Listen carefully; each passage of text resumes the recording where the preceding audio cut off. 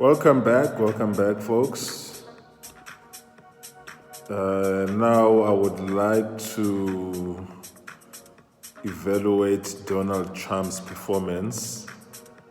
It's been 100 days ever since he was signed into office, and a lot has been said about his policies, the wisdom thereof, or whether they are good or bad for America or not.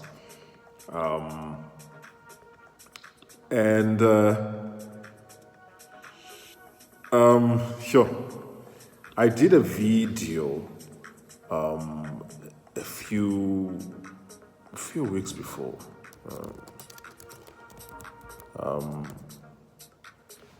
And I did say that I gave you a picture of what people need to look at with regards to how to evaluate Trump.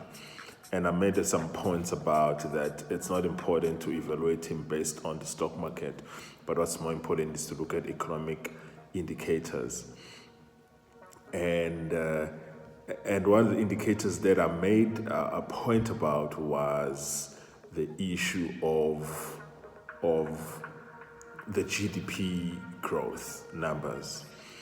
And the first quarter numbers, this is for January and March, are in, and the U.S. economy has actually shrunk by 0.3%.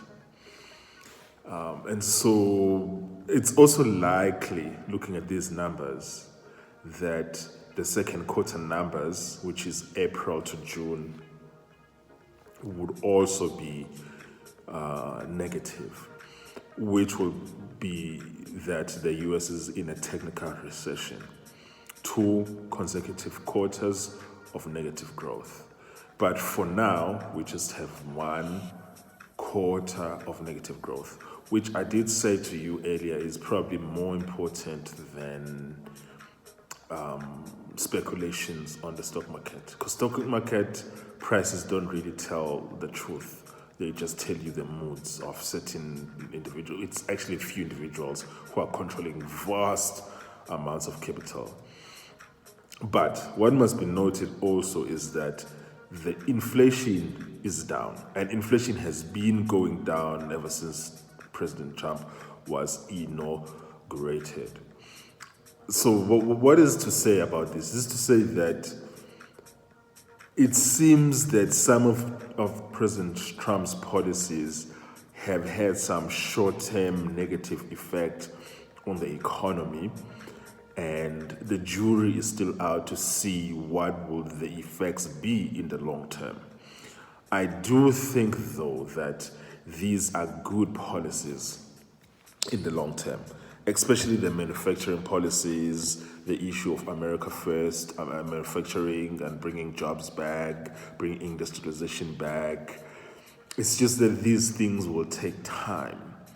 And to be honest, a lot of it would depend on whether he receives support from the GOP in Congress. Because if he receives support from the GOP in Congress, then he can withstand most of this pain, at least in the medium term. And also, it would also depend on their ability to effectively and properly communicate with American people about what it is that they are actually really trying to accomplish, and to explain to them what sort of time frames are needed in terms of to see the results of these policies. We already know that the United States have received more than $9 trillion in pledges from companies to bring back factories into the United States of America. Even if half of those go through, that's going to bring back thousands of manufacturing jobs, and that's positive. So that's why because I'm not at the mercy of media propaganda. I understand what Donald Trump is doing, but also this is coming from someone who's been following and supporting Donald Trump's policies for a very long time, at least since 2017, 2018. And so I know what he's trying to do, and I'm not getting it from Democrat talking points at CNN, MSNBC, NBC, ABC, CBS, or The Guardian or Sky News. I'm getting it from the horse's mouth, and I see what he's doing. I understand what he's doing, and I agree with what it's just. He has a very, very abrasive hand, which and because he's not getting positive coverage from them. I mean, there was a survey that was done by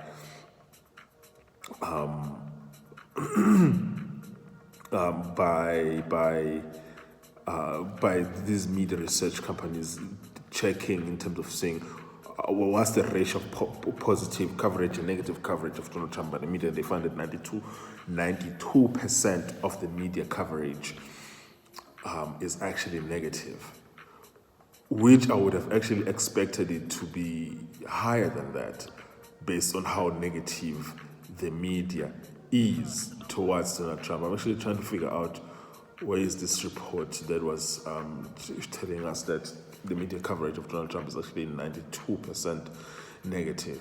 So it's very difficult to get your views and to get what you are trying to do through to the American people and to the world in an objective manner when you don't have the media covering you just objectively. It doesn't have to be positive. It just have to be just cover what he's doing. No commentary, none of that in explaining, oh, this is good, this is bad. No, just cover it as it is.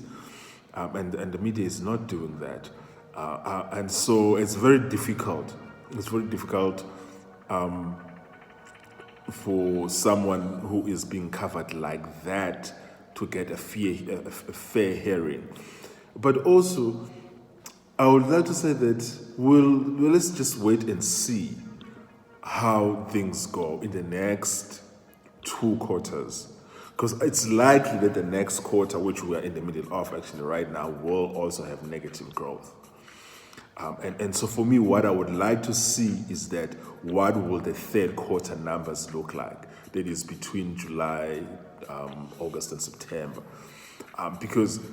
And also, especially the last quarter of the year leading into Christmas, that will be the most important quarter because that will affect whether people have a good Christmas or not. And when people have a bad Christmas because things are bad, that's going to actually affect their choice in terms of who they are voting for in the midterm elections in 2026. Yeah, so really, oh shit. Yeah, so I can't find this thing about the coverage, but that's fine. Well, I can find it, but it's not in the article format. Yeah, so for me right now, it's difficult for me to give him. I'd say I'll give him a grade of, say, I'll just say between 55 and 65%. He's not doing extremely well, mostly because of some of the failures in communicating in terms of what he's doing properly, not by shouting at the media, calling them fake news and calling them names, but just properly communicate that this is what we're doing, this is where it's going, this is how it's going to look like, this is how long it's going to take.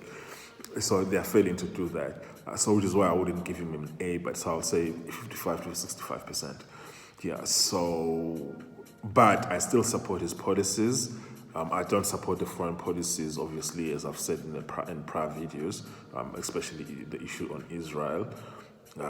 Probably that's probably the only disagreement that I have with Donald Trump is the foreign policy positions. Yeah, but so far, so good. And obviously much better than what Kamala Harris would have been. Kamala Harris would have been an unmitigated disaster. Yeah, but let me know what you think. Do you approve? Do you disapprove? Which policies do you like by Donald Trump? Which policies do you think you still need time to assess and evaluate going forward? I think knowing what I know now in terms of the 100 days that have passed, if I was eligible to vote in the U.S. elections, would I vote for him? Say if I voted for him last year, would I vote for him again now? Absolutely. Absolutely. Mainly because the alternative is just it's absolutely worse.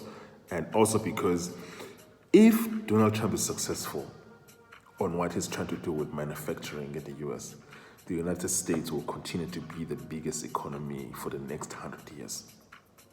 But if he fails, China will become the biggest economy in the next 20 to 30 years. Those are the stakes. That's how serious and how important this issue is. Yeah, cool. Till next time, give me your thoughts below in the comments below.